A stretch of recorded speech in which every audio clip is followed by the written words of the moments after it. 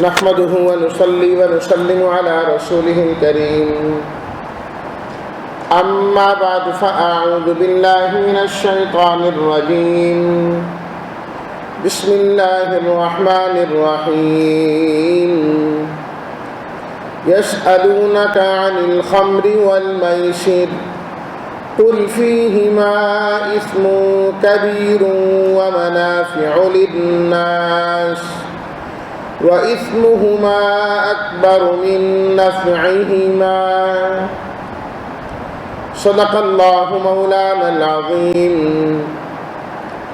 اللهم صل على سيدنا ومولانا محمد وعلى آل سيدنا ومولانا محمد وبارك وسلم۔ پوچھتے ہیں آپ سے شراب اور جوئے کے بارے میں، آپ فرما دیجئے ان دونوں میں بڑا گناہ ہے اور منافع ہیں لوگوں کے لیے، اور ان دونوں کا گناہ بڑا ہے ان کے نفع سے۔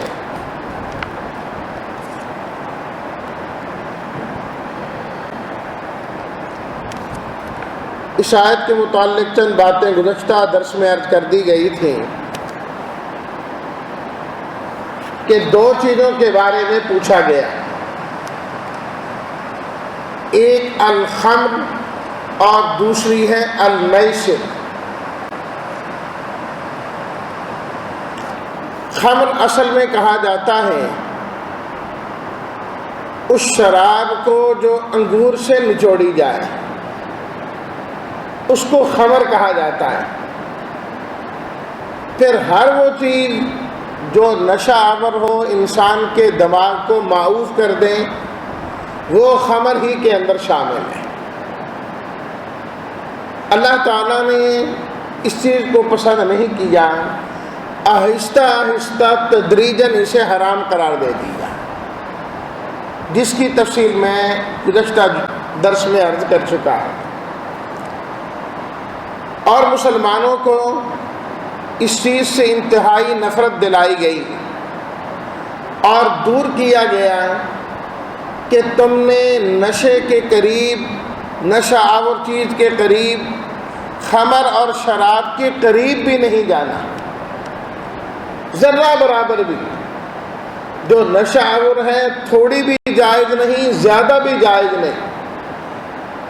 اور فرمایا گیا الخمر جماع الاثم، جو شراب ہے یہ گناہوں کی جڑ اور بنیاد ہے۔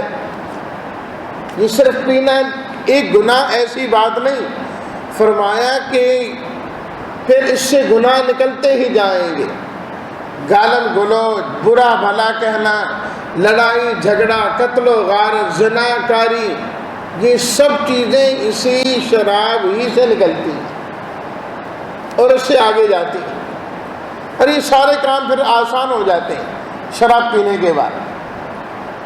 اللہ اکبر۔ اس لیے فرمایا کہ جس شخص نے دنیا کے اندر شراب پی لی، اللہ اس کو جنت کی شراب سے محروم فرما دے گا، اسے وہاں نہیں ملے گی، جنت میں چلا جائے گا ایمان کی وجہ سے، لیکن دنیا کے اندر چونکہ شراب پیتا رہا، اللہ اس جنت والی شراب سے محروم کر دیں گے۔ اب فرمایا مرضیہ ہے، جو پینا چاہو دنیا والی کہ آخرت والی، جنت والی۔ اور صرف شراب ہی نہیں، جو چیز حرام ہوتی ہے اس کی قیمت وصول کرنا بھی حرام ہوتا ہے۔ نبی کریم صلی اللہ علیہ وسلم کی خدمت میں ایک صاحب شراب کا ایک مٹکا بھر کے بھیجا کرتے تھے۔ آپ علیہ الصلوۃ والسلام تو استعمال کرتے ہی نہیں تھے، پیتے ہی نہیں تھے، آپ تو سرکہ بنا لیا، کسی اور کام میں استعمال کر لی، صحابہ اکرام کے حوالے کر دیا جاتا۔ جس سال شراب حرام ہوئی اس سال بھی اس نے بھیجی، خدایا آپ علیہ الصلوۃ والتسلیمات نے فرمایا کہ شراب تو حرام ہو گئی ہے، اب تو ہم نے لینی ہی نہیں ہے، میں تو پہلے بھی استعمال نہیں کرتا، اب یہ حرام ہے، ہم نے نہیں لینی۔ وہ صاحب کہنے لگے آپ اس طرح کریں کہ آپ لے لیں اور آپ استعمال نہ کریں، بیچ دیں، کافر آپ سے لے لیں گے، جو قیمت آئے گی، پیسے آئیں گے، وہ آپ اپنے پاس رکھ لیں۔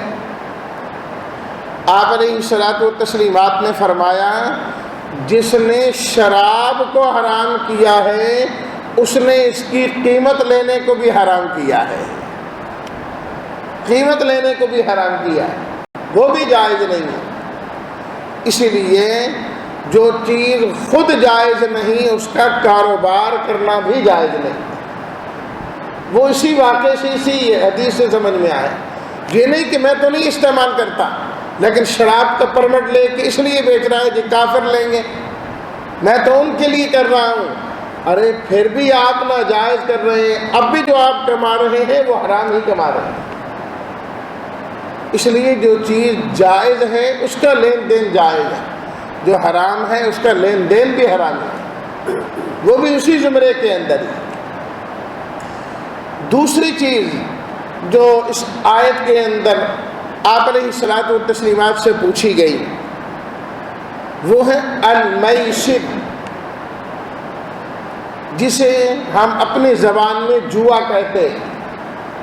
میسر کا لفظی معنی ہوتا ہے تقسیم کرنا، تقسیم کرنے والا، تو اس کے اندر بھی تقسیمی ہوتی ہے کہ ایک سے زیادہ فریقین کوئی ایسا معاہدہ کرے جو غیر یقینی واقعے کے نتیجے میں ہو۔ معاہدہ تو کر لیا لیکن اب کوئی اس کے بعد کوئی ایسا واقعہ ہونا ہے جو غیر یقینی ہے، ہونا بھی ہے کہ نہیں ہونا، اور پھر ہونے کے بعد نفع نقصان کا کوئی پتہ نہیں، بعید طور سارا سرمایہ بھی جا سکتا ہے اور اتنا اور بھی آ سکتا ہے، ایک کو فائدہ لازمی ہے اور ایک کا نقصان بھی لازمی ہے، تو اس کو قمار کہا جاتا ہے، جوا کہا جاتا ہے، جس کی بہت ساری صورتیں زمانہ اسلام سے قبل زمانہ اسلام میں بھی موجود تھیں اور بہت ساری وہ ہیں جو اس کے بعد بھی آئیں۔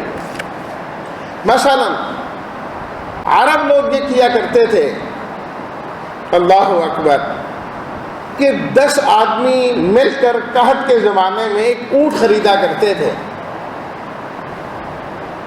کہ 10 آدمی کا ہے، اس کے بعد وہ آپس میں اسے تقسیم کرتے تیروں کے ذریعے سے، ایک تیر پر لکھا ہوتا ایک حصہ، کسی پر لکھے ہوتے 2 حصے، کل 10 حصے 7 کے اندر تقسیم کیے ہوتے انہوں نے، اور 3 تیر وہ ہوتے تھے جو خالی ہوتے، اب وہ نکالتے جی فلاں کے نام کا تیر یہ اس کا ہو گیا، اچھا یہ ایک حصہ، اس کا فلاں کے نام کا 3 حصے، 7 پورے ہو جاتے ہیں، اس کے بعد جو 3 ہوتے وہ محروم ہو جاتے، وہ سمجھتے یہ بڑے بدبخت ہیں، اور قیمت بھی ان کو ادا کرنا پڑتی ہے، ان 3 کو جن کا نام نہیں نکلا، اور جو 7 تھے ان کو قیمت نہیں دینا پڑتی تھی، اور وہ لوگ ایک اور اونٹ خریدتے اپنی قسمت کو صحیح کرنے کے لیے کہ یار ٹھیک نہیں ہوا ہمارے ساتھ، اگرچہ وہ پہلے والے 7 بھی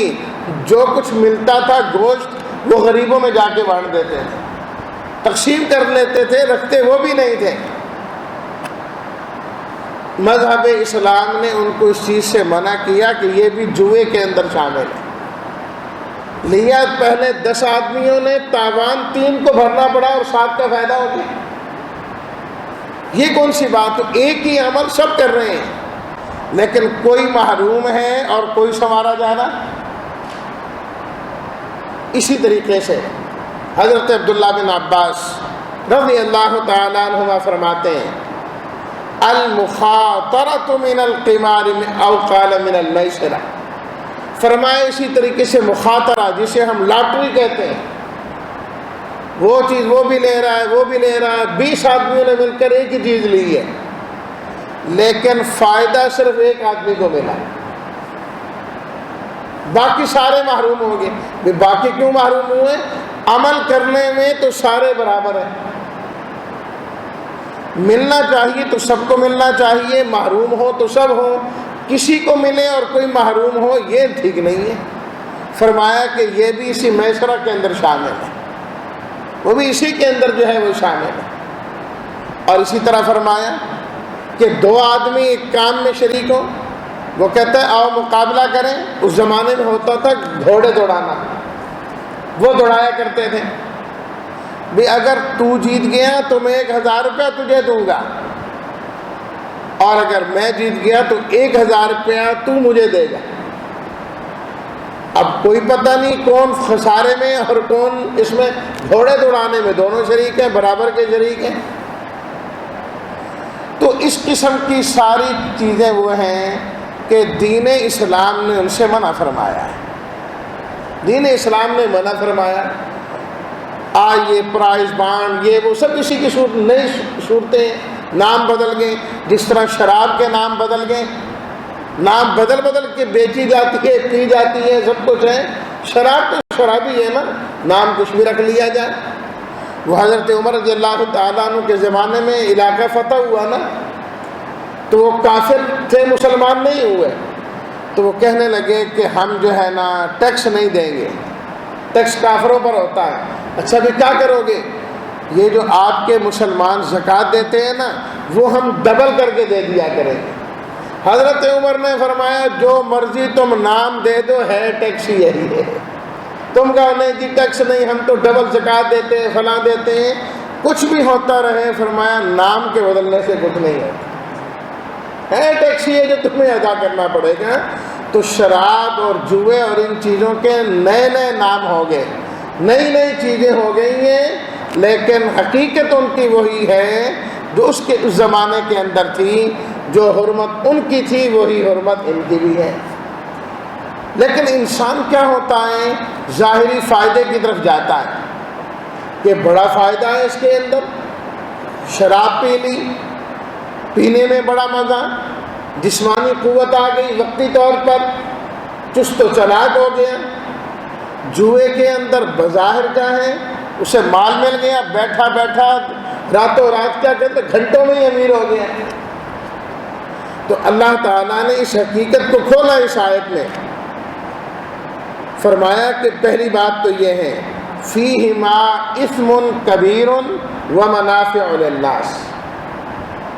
شراب اور جوئے میں ایک طرف تو گناہ ہے اور ایک طرف نفع ہے، بظاہر تو یہ نفع حاصل ہو رہے ہیں، لیکن دوسری طرف یہ ہے کہ اللہ کی نافرمانی ہو رہی ہے۔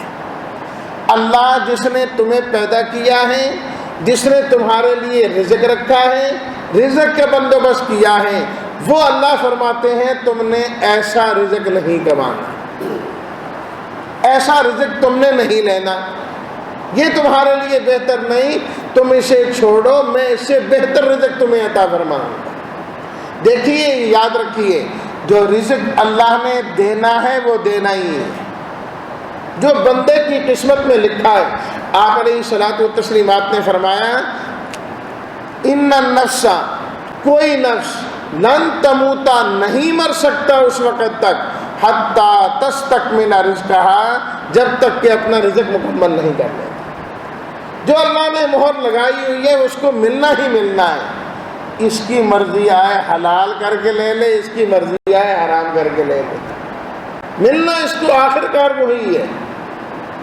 یہ حرام طریقے کو جھٹلا دیں، اللہ اس کو وہی حلال طریقے سے عطا فرما دیں، وہی حلال طریقے سے عطا فرما دیں۔ تو فرمایا کہ وہ کام جو اللہ کی نافرمانی والا ہے، جو گناہ والا ہے، وہ کیوں اختیار کرتے ہیں؟ اور دوسری بات وَإِثْمُهُمَا أَكْبَرُ مِن نَّفْعِهِمَا، جب دونوں چیزیں آ گئی کہ بظاہر نفع بھی ہے اور اس کے اندر اللہ کی نافرمانی بھی ہے، فرمایا کہ جو نافرمانی اور گناہ ہے وہ بڑی چیز ہے، دنیا کا جو نفع ہے وہ چھوٹی چیز ہے، وقتی چیز ہے، جس نے تھوڑی دیر بعد ختم ہو جانا ہے۔ جوئے کا کمایا ہوا مال انسان کتنی دیر کھاتا ہے، حرام مال کتنی دیر کھاتا ہے، آخر تو ختم ہو جاتا ہے نا۔ کوئی شراب جو پی لی جو لذت حاصل کی کتنی دیر کی ہے لذت حاصل، یا اس کو طاقت آ بھی گئی ہے تو کتنی دیر کے لیے طاقت آ گئی ہے، بعد میں تو اس کا نقصان ہی ہے۔ معدہ اس سے خراب، جگر اس سے خراب، زندگی اس سے خراب، عقل اس سے خراب، گھر والے اس کے پریشان۔ وہ مشہور ہے نا کہ جو نشائی ہوتا ہے وہ گھر کے برتن بھی بیچ کے پھر کھاتا ہے آخر میں۔ وہ سکھ نہ خود اس کو ہوتا ہے نہ اس کے خاندان والوں کو ہوتا ہے۔ جواری کا بھی یہی حال ہوتا ہے کہ ہمیشہ اس امید پر کہ چلو پہلے میں ہار گیا ہوں، شاید اب کچھ مل جائے، اب کچھ مل جائے، آخر بیچارے کا کچھ بھی نہیں بچتا، بالکل وہ خالی ہوتا ہے، کچھ بھی اس کو نہیں ملتا۔ تو اس لیے فرمایا کہ گناہ بڑا ہے، نفع تھوڑا ہے، تو جو بڑی چیز ہے اس کو مد نظر رکھنا چاہیے، وہ جو گناہ والی چیز ہے۔ تو اس واسطے فرمایا اس کے قریب تمہیں کبھی نہیں جانا چاہیے۔ اور اسی سے یہ اصول نکلا کہ دنیا کی جتنی چیزیں انسان کے سامنے آئیں، انسان کو فیصلہ کرنے کی ضرورت پڑے کہ اس کو رکھنا چاہیے کہ نہیں رکھنا چاہیے، اہل علم نے یہی فرمایا اس آیت کی روشنی میں دیکھ لینا چاہیے اس کے فوائد کیا ہیں اور اس کے نقصانات کیا ہیں۔ اگر اس کے نقصانات زیادہ ہیں، فوائد اس کے کم ہیں، فوراً اس چیز کو چھوڑ دینا چاہیے۔ بہت سارے لوگ گھر کے اندر ٹی وی رکھنا اور یہ چیزیں رکھنا کیسا ہے، جس میں تو قرآن مجید کی تلاوت بھی لگتی ہے، اس قسم کی چیزیں بھی آتی ہیں، بڑا فائدہ ہوتا ہے۔ بالکل ٹھیک ہے، اگر یہ فوائد ہیں تو اس کے ساتھ نقصانات کتنے ہیں؟ اگر 40 چینل آ رہے ہیں اس پر، تو اس میں سے 2 ہیں جو تلاوت والے، کوئی درس والے، کوئی اور ہے، 38 وہ ہیں جو گناہ کی دعوت دینے والے ہیں، اور وہ آپ کے اختیار میں نہیں ہے، جو لگا ہے وہی آپ کو ملنا ہے۔ چلو بھی آپ کے اختیار میں ہوتا کہ آپ جو چاہیں وہ آپ استعمال کر لیں، پھر بھی قدرے کوئی گنجائش نکلتی ہے کہ آپ نے دوسری چیز دیکھنی نہیں، اس طرف جانا ہی نہیں، بھائی اس میں تو وہی چیز آپ نے دیکھنی ہے جو پیچھے سے دکھائی جانی، تو اس میں خراب ہونے کا احتمال زیادہ ہے، نقصانات زیادہ ہیں، فائدے ہیں اگرچہ کم ہیں۔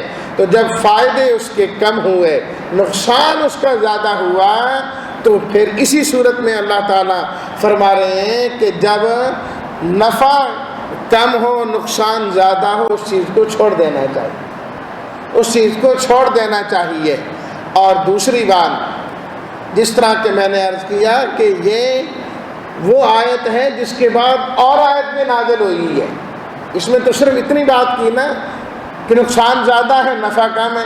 اور سورہ المائدہ کی آیت باقاعدہ میں نے ترجمے کے ساتھ آپ کو دکھائی، 7ویں سپارے کے دوسرے رکوع کی آیت، اس میں اللہ نے واضح طور پر فرما دیا کہ شراب ہو کہ جوا ہو کہ بت پرستی ہو کہ تیروں کے ذریعے سے تقسیم کرنا ہو، سب شیطانی کام ہے، اس سے تم باز آ جاؤ۔